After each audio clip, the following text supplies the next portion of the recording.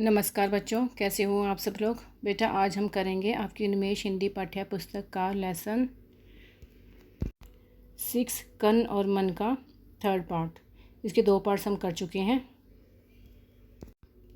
बेटा इस लेसन में हमने अब तक पढ़ा है कि जो कन और मन 2 भाई हैं। कन बहुत ही चालाक है और मन बहुत ही क्या है, भोला है। तो जो कन होता है वो अपने छोटे भाई मन के भोलेपन का बहुत ज़्यादा फ़ायदा उठाता है और उसको बेवकूफ़ बनाता है। तो वो एक बुढ़िया होती है जिससे मन की हालत देखी नहीं जाती, वो मन को समझाती है।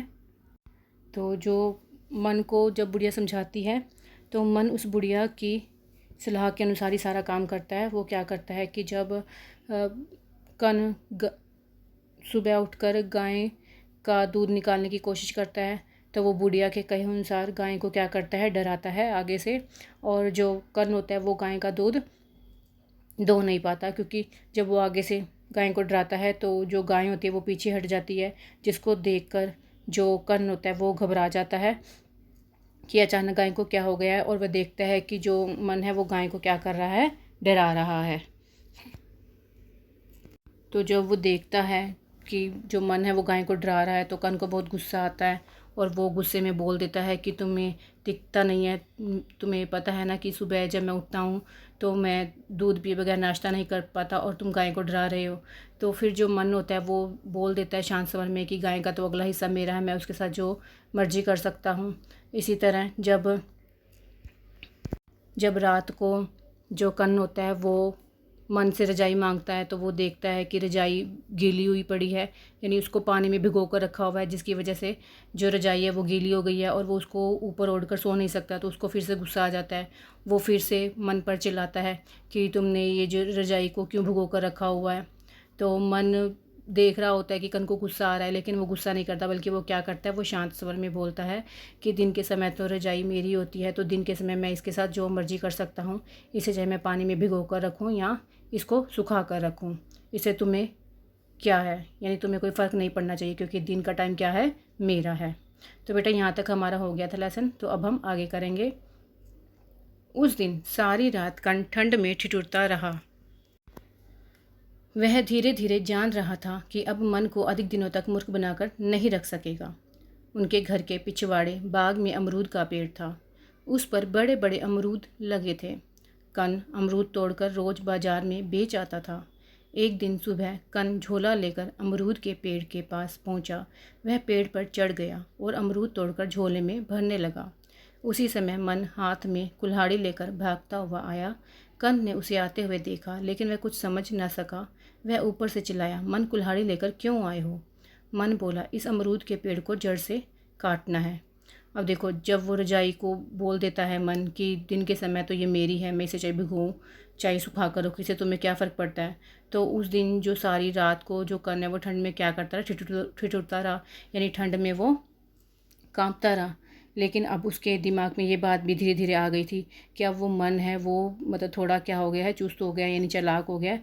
अब उसको वो ज़्यादा दिन तक क्या है, मूर्ख बनाकर नहीं रख सकेगा।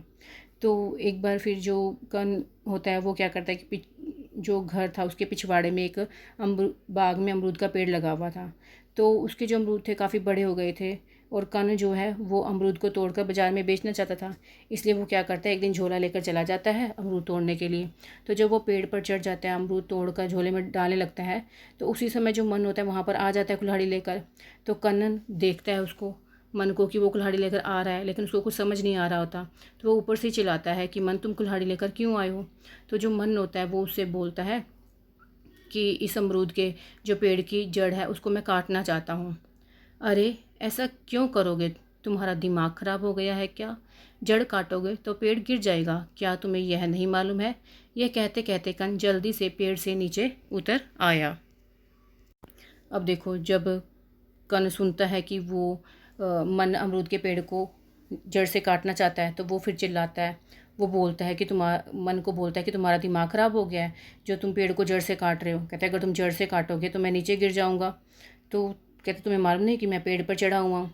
तो ये जब कहता है, ये कहते कहते वो जल्दी से पेड़ के नीचे भी उतर आता है, क्योंकि उसको डर लगता है कि अगर मन ने पेड़ काट दिया तो वो नीचे गिर जाएगा और उसको चोट लग जाएगी।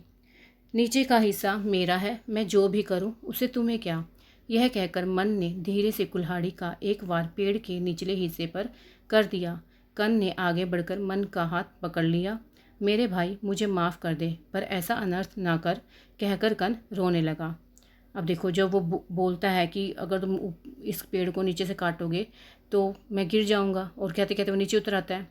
तो जो मन होता है वो मतलब शांत स्वर में बोलता है कि जो नीचे का हिस्सा है, पेड़ का जो नीचे का हिस्सा है वो तो मेरा है, और मैं अपने हिस्से के साथ जो मर्जी कर सकता हूँ। तो ये कहते हुए जो मन होता है वो धीरे से कुल्हाड़ी से जो पेड़ की जड़ होती है उसके निचले हिस्से पर वार कर देता है।